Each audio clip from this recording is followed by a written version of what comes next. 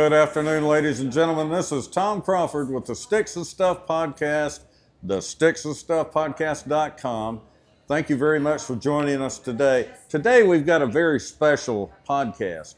This podcast today is with a good friend of mine and Nashville recording artist, Adrian Stover.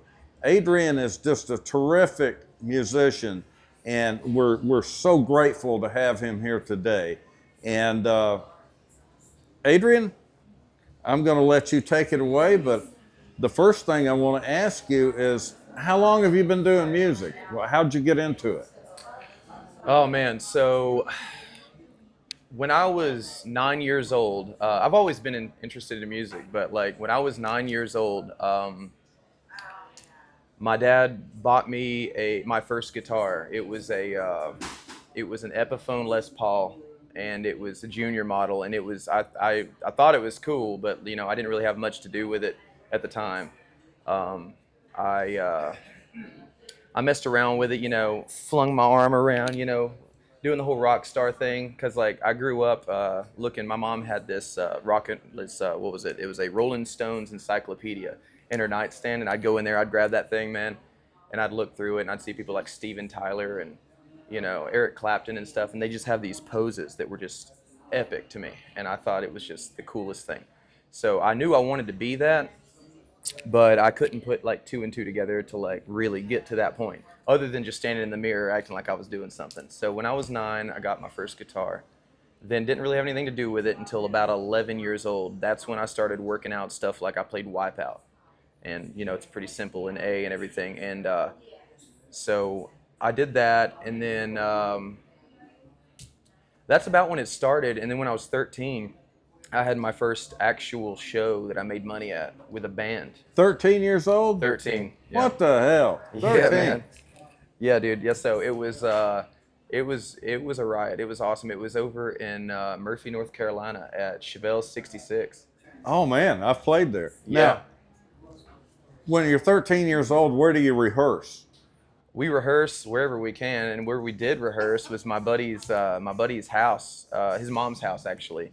It was she had this little sunroom that she had to take out all of her plants and all that shit, and she just had to like reorganize everything for this little kid rock band to just come in there and start taking over. Oh, that's awesome. That's great. So we set up in there. We laid a rug down, got this old Pearl drum set. And we just went to town, man. She had a computer room, which I'm fortunate to have the ability to go on YouTube these days and just look up that stuff. But she had a computer room in the back of her house. We'd go to the computer room, listen to whatever song we were trying to play, come back in here, try to make it happen in the little sunroom there with our instruments. And we just did that for months until we figured out, kind of what we were going to be doing. Then we went and played a show. And I think it was, if I recall correctly, I think it was like 4 songs we did. It was the shortest thing ever, but it was so cool to be able to play, at somewhere like Chevel's. It was like a bar, like. Yeah, that's a pretty neat little bar. At 13 years old, I saw Chevel's as like somewhere. I was like, man, this is like, because I was raised in the church and all that. I saw Chevel's as like this Sodom and Gomorrah type place, and you get like.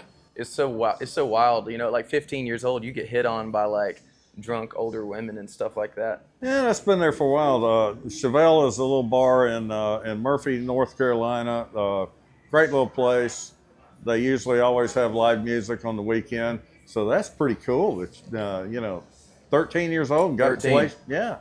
Yeah. They didn't like us when I played because we play old man music, and they didn't. We did too, man. We did Creedence Clearwater Revival. Man, we did some Stevie Ray Vaughan. We did some Stones, and we had all that old stuff because that was the stuff we liked. My father's 82 years old, so I was raised on all the oldies. That's cool. That's cool. So you're around here, and I've known you for a long time. You came up and just prolific rocker. I mean, really, dude, you could do like Nickelback, Pearl Jam better than they can. I mean, you were like off the chain doing this stuff. I appreciate that, man. Then all of a sudden you go to Nashville. Right. Yep. So tell us about your Nashville journey and, how that kind of came about, and just share that with the audience and let us know exactly, what prompted that, what influenced you, and we would love to hear about that. Well, so I was performing around here so much that I kind of felt like I was running the length of the rope around here. Like people were like in 2019, people were so excited about it. They were like, oh my God, Adrian, and everything. And I ate it up. I was like, oh my gosh, this is so cool, because I was always the quiet kid that never got any attention from anybody. And when someone was like noticing my talent and like really like listening to me and stuff, I thought it was so cool. So I just played around and booked as much as I possibly could until I felt like I was kind of running in place. Like I always knew there was something else out there that I could be doing, and I just didn't know how to get there or how to do that. So I just kept making little contacts, because little Ellijay here, man, like people, these wineries, people come from like all over the world here. And it's such a cool environment to be in, where you can network from here. But the networking you can do from here needs to be, you need to take this networking and use it to get even further. So I started meeting some people that were like, yeah, Nashville. And I always thought of Nashville as being so far away, kind of out of my reach. But little did I know, it's like from my parents' house and from where I was raised, it's like 3.5 hours. So, which I have actually been traveling twice and 3 times a week now, back and forth, sometimes in the same day. But I decided to go and make that jump. Actually, what caused me to make the jump was my really good friend, Robin Salmon, which is also my producer. He produces all of my stuff. And with Blue Betty Records. That's correct, yes. Yeah, love the sound that comes out of there. It's so organic and genuine. So I went over to his house. If I do recall correctly, I was going to pick up some furniture or something, and I was mentioning this to him, and he told me flat out, he's like, man, you got to go to Nashville. Like, get the hell out of this town, or else, I don't know what's going to happen. It's not like, he's always had a lot of faith in me and always been pushing me to do whatever is best for me that he could see, because he knows, he has the know-how. Well, he does, and you've got the voice, you've got the talent, and if you're playing around here, you're playing at one of the bars or maybe at a winery, and that's about the end of the road for that kind of stuff. That's what I felt. And it can be, after a while, it's just the same old circuit. Yeah. And you're young, upcoming, you needed to spread your wings. I get that. Yes. I mean, it's exactly what you should have done. I want to delve into something that, I know this may be a little tough for you to talk about, but I mean, you were pushing the limit with your vocals with hard rock and stuff, and, hard rockers, especially vocalists, they have a shelf life. They do. They really do have a shelf life. Mm-hmm. I mean, and at some point, a lot of these guys burn out at a real young age because their vocal cords just can't go any further.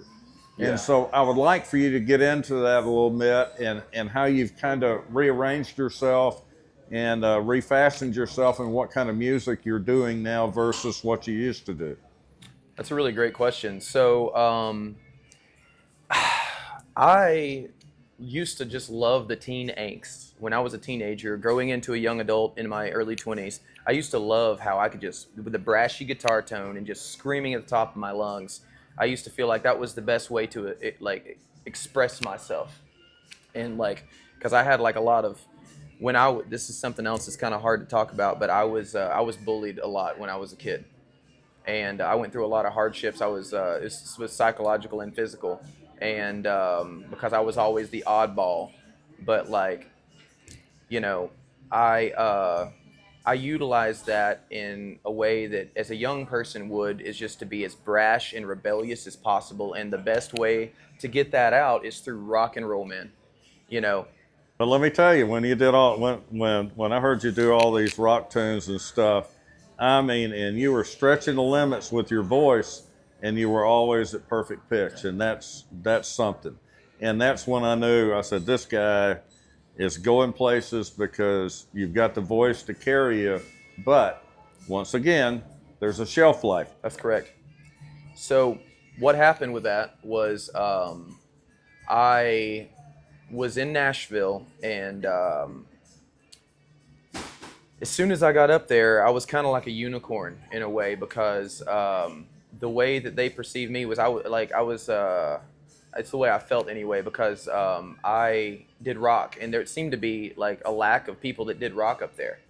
And I started working up there doing like a lot. I was doing a lot, and I thought to myself, I'm used to that. I can do that. I always thought of myself as a machine. I can just shovel through anything, doesn't matter what. I don't have to drink any water. And I was taking down double shots of bourbon constantly down over there. Just, I don't know if it was just subconsciously to fit in, or if it was just something that I enjoyed really doing, but like either way it happened.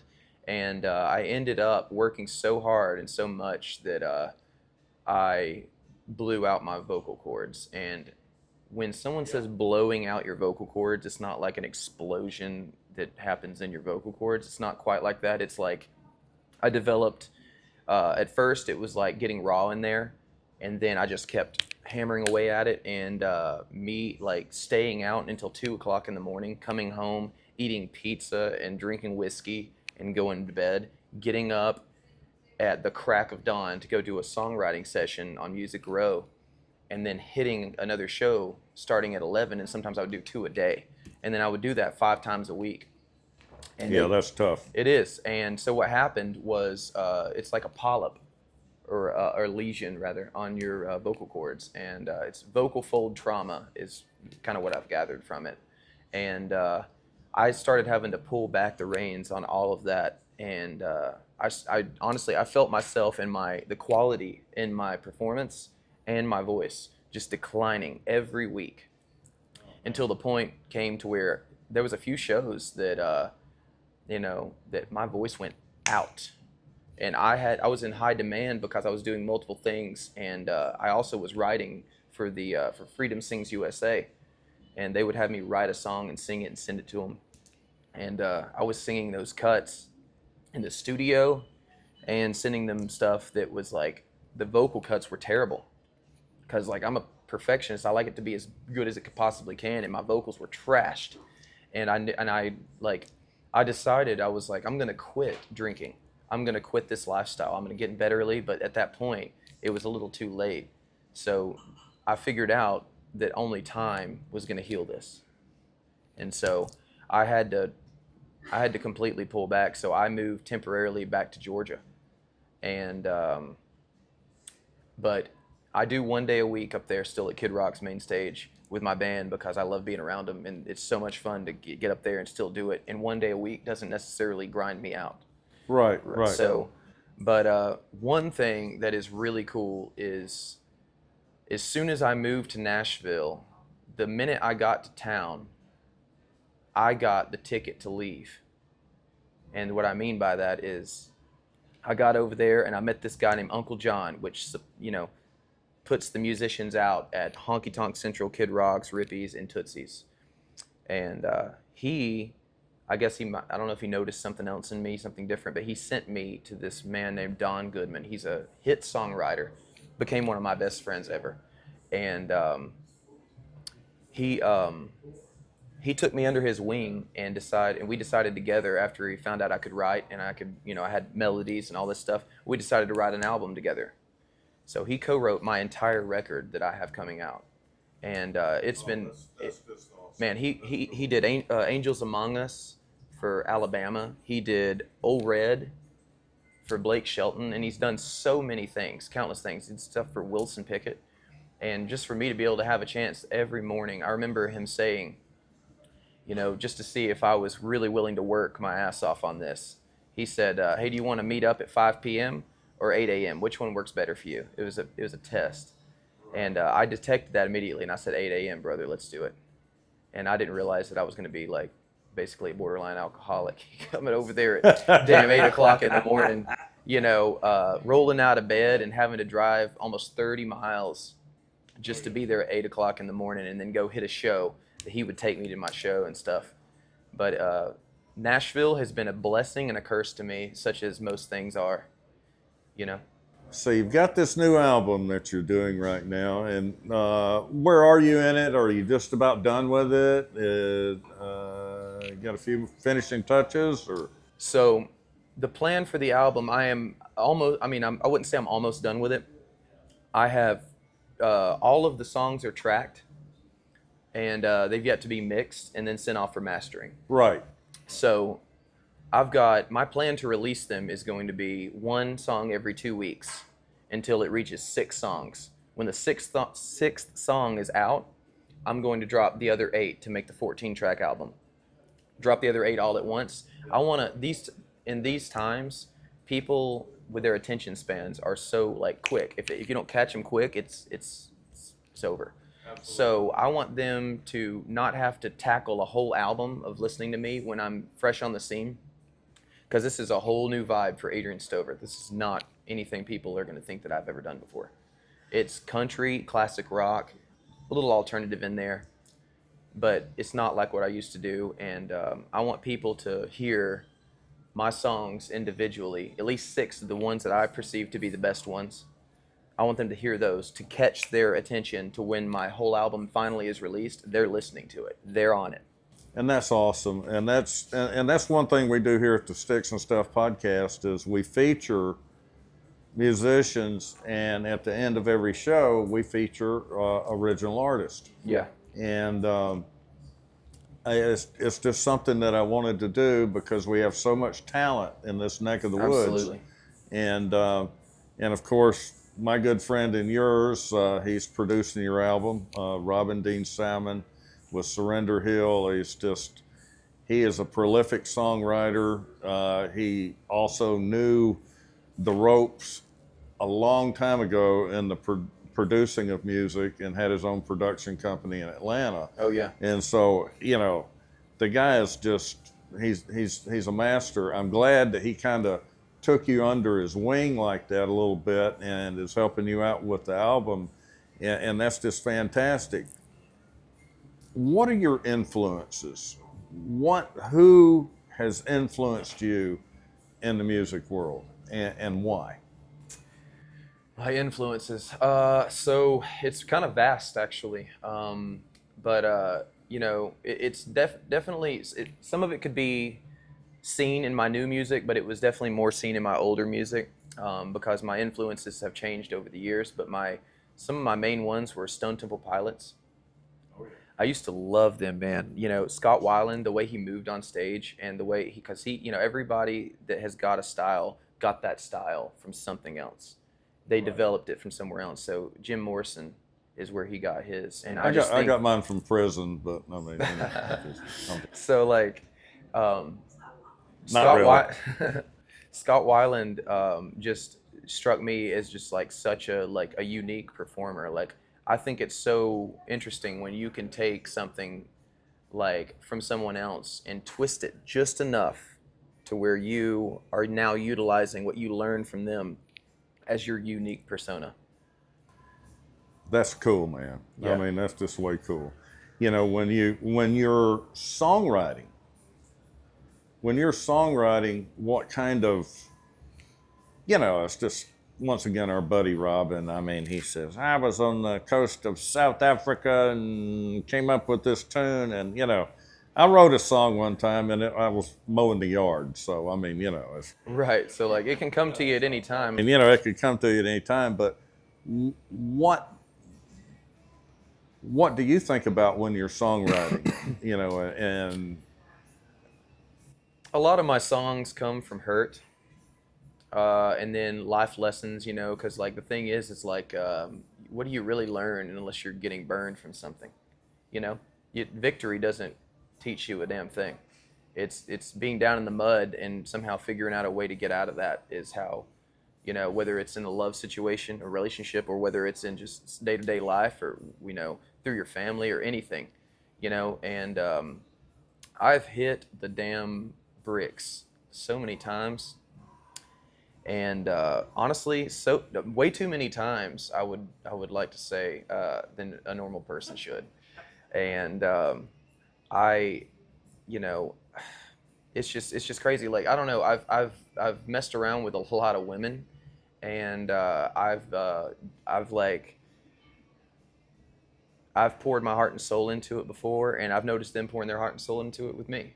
So like it's I could have hurt someone just as much as they've hurt me.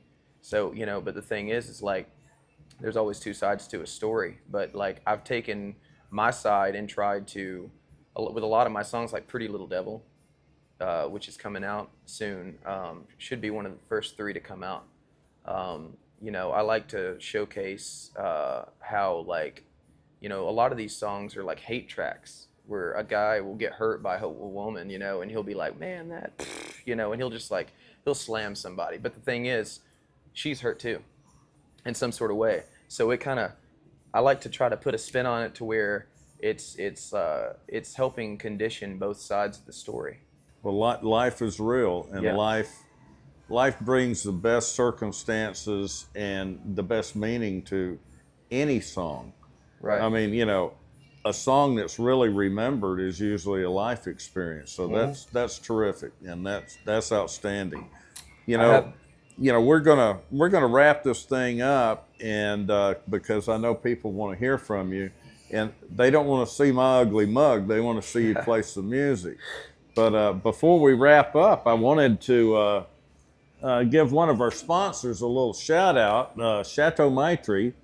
And we're drinking a little Rich Mountain Red today. And it's a fantastic red. And if you're ever in Ellijay, Georgia and have a chance to go out to Chateau Maitre, please do so.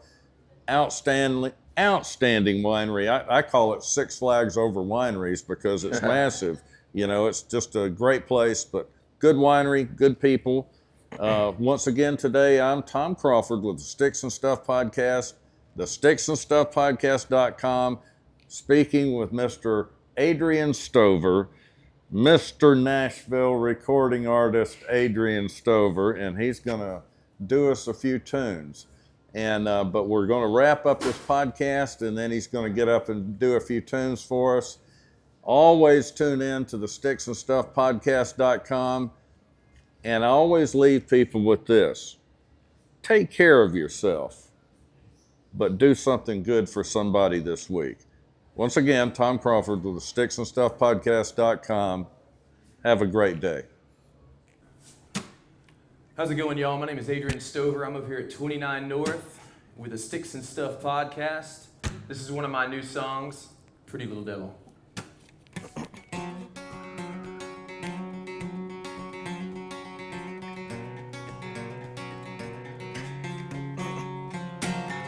I had this picture of an angel running through my head. A Delta Dawn who'd hang on to every word I said. Got this independent woman who was born to be someone who would find to be right till her very last breath. There's a pretty little devil inside of you, and she ain't gonna do what she don't wanna do. I say it's black, you say it's white. Somehow or another, girl, you're always right. I know that I'm lost when we're stuck in a fight, but I somehow recover when we turn out the lights. What can I do? Baby, I get lost in loving you. What can I say? I wouldn't have it any other way.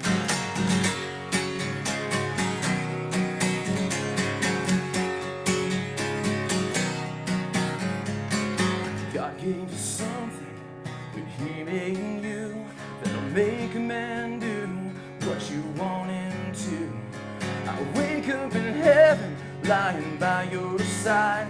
It don't really matter who's wrong or right.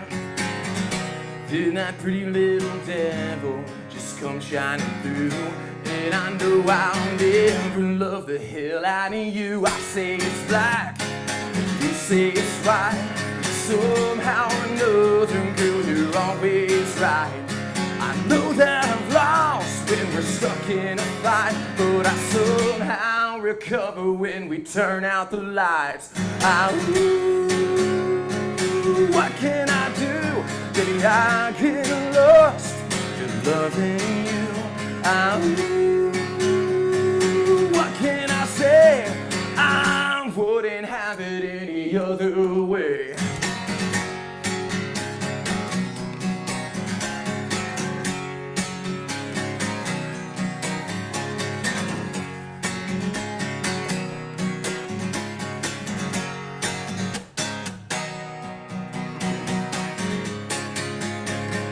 I say it's black and you say it's white.